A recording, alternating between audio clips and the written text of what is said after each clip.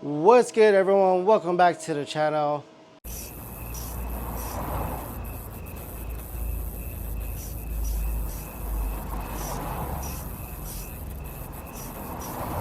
I finally got some aftermarket seats for the Z. So I was ready to buy some bridge seats off from Japan, but I didn't want to wait the 3 to 6 months, however long it was going to take, plus the shipping delays. So I'm always on the Facebook market every day, and I found the status seats. Pretty cool, red stitching. I think I got a good deal, 1,500. The guy said, he only mounted one and took it off. It's been sitting, it looks pretty brand new. So I got it basically $500 off retail. So I think it's a good deal. Let me show it to you guys. So it does have the diamond stitching on it. Got the red diamond stitching going down the center. We got the black suede. Got the red logo. And then we got the carbon fiber backing print. You see it. So overall, I think I got a good deal. So we can go ahead and mount this up. All right, in this box, I got the planted seat bracket. So let's go ahead and pull it out. Hopefully everything fits. This took about 2 weeks to receive. So let's go ahead and open this up. All right, so we got the seat brackets right here. It is from Plantic Technology. It does say it's for the car, the RZ34 Nissan Z, so it should work. This is the driver's side. So these already have sliders on it, so I just hope these sliders are decent, because bad experience with, let's just say, cheap sliders. If they're not like Recaro or Brid sliders, like good quality Japanese ones, they pretty much suck. So before I pull out the OEM seats on there, you do have to unplug the battery. Anytime you're unplugging any type of sensors, unplug the battery. So unplug that battery, and now I'm just gonna mount these up onto the brackets first, see how they look, and yeah, and then we'll take out the stock front seats. Forget to unplug the battery, negative terminal. All right, so we got some bolt caps on the bottom. Let's go ahead and pull this out. Probably like a flathead or something. I'm only gonna show you guys one side and then do the other side, and we'll do a final video how it looks. We'll try to trick the airbag sensor later. Right now, just trying to get this installed. I'm always on a crunch time limit. What is that? That might be like a 14. All right, so these are 14 bolts at the bottom. Go ahead and just take it out. Okay, we got the seat unbolted. I see one, that's it. One harness to disconnect, looks like. All right, good news. The holes line up with the OEM factory. So that's the good news. So like I said, we know the seat buckle goes right there. We would have to take out that seat sensor and put it on. Take it off, and then clip it back onto this, so the seat belt isn't going off, but this is the airbag. It's going to stay on for now till we want to try to use a resistor in there. So now it's as far as placement, where the seat needs to be so it's not too far to the right, too far to the left. So we should do some test fitting. All right, so I actually got this to go without drilling. So this was actually the passenger side, because we got the reclinable on the right side of you, and the left side will be the buckle that we'll put right here. So I basically just shifted it over and give some space for the buckle, and then it ended up lining up good. So now look, it's pretty flush with the railing right here. So I'm just gonna go ahead and tighten these down good, and let's work on putting the buckle on and do the same for the other one. The driver's seat rails, I'm switching it around because I don't know what the owner did. Did say he mounted this one, so he probably did take him off, put on some new rails, and when he put these back on, he put them on backwards. So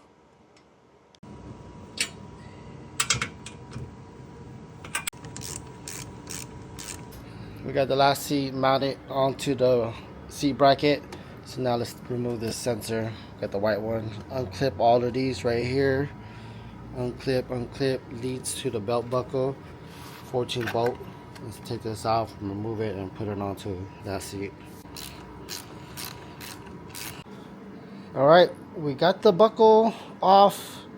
But now I need to get a nut for this side. I never know what size this is. I always end up going to the store and just plugging it in and figure out what nut size is over there. But I thought I should have had some because I had plenty of aftermarket seats, but for some reason I don't have any in my toolbox. So let's go ahead and run to the store and I'll tell you what size nut I get. Alright guys, I got the hardware, stopped by Lowe's. Lowe's is only like literally 3 minutes away. But M12 1.25 and some 7/16 washers. So these fit perfect, thread on perfectly. So let's go ahead and put this seatbelt buckle on. Got the seat buckle all bolted on. See it right there. Let's go ahead and put the seat in. I got the seat inside. I got the seat belt. There, see it? Seatbelt sensor on, plugged in. So let's go ahead and bolt this on. Oh Lord, it's in. It's in, guys, dude. I don't know. This looks pretty sick. So, in case you guys don't know who Status is, Status was before Brom. Brom came out after Status. So, everyone has been buying Brom. I had bought Brom when they first released. I got a sponsorship with them with the Civic. I got the seats actually redone by my upholstery guy. So, Brom is actually a lower end from Status. Status is more of a higher end racing seats compared to Brom. Brom is just coming up now. They raise their prices, you know what I mean, because they've been out for a while. So whenever I do see Brom seats in someone else's car, I'm just like, oh, bro, get some Carbon or Status seats, you know, or some Recaros or Brids. But that's just my opinion. So you'll see, you go to a car show, most of the people have Brom seats, but they'll upgrade to some Status seats. Unfortunately, they didn't sponsor me these. I tried hitting them up, you know what I mean? They could have had limited marketing for me, but just they didn't answer. So luckily I found these off of the Facebook market. So let's go ahead and do the other side. So these are just temporary. You know, later on, I'd like to switch the car up. So, you know, later on when I do get money, I am going to order those Brit seats from Japan. I'll tell you which one those are later on. But we're going to install the other side. And, yeah, let's just see how everything looks.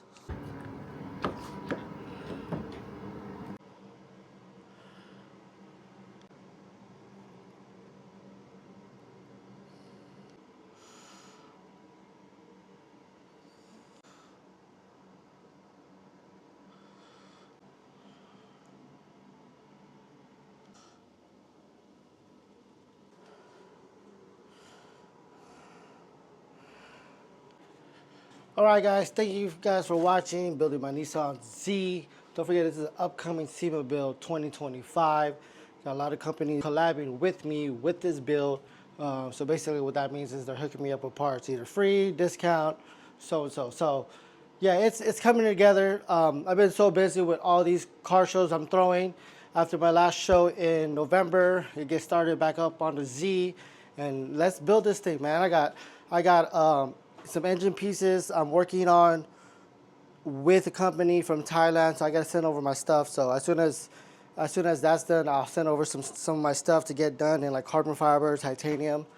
This is not gonna look like this anymore. So Vinyl Fry is gonna hook me up with a vinyl wrap color. I don't know what color I'm doing yet, but I'm so ready. I want to come back out with the new build, hit it hard, hit the Nissan category hard, and yeah, it's gonna be dope. Meet some new friends. You know, I come from a Honda society, so meeting the Nissan people was pretty dope. You know, and then I started making friends with some Supra people. So it's pretty cool. So yeah, I got the seats in. I might tackle a custom trunk setup next while I wait for wheels for the kit that I'm getting. I'll show you guys that soon. So it's gonna come together. This is why I got the base model, because I changed it out. Like, I didn't need those rotors. I got the R1 rotors. So I'm going to give it a BBK with R1. I didn't need those colored red or blue seats because I was going to change out the interior anyway. So, but yeah.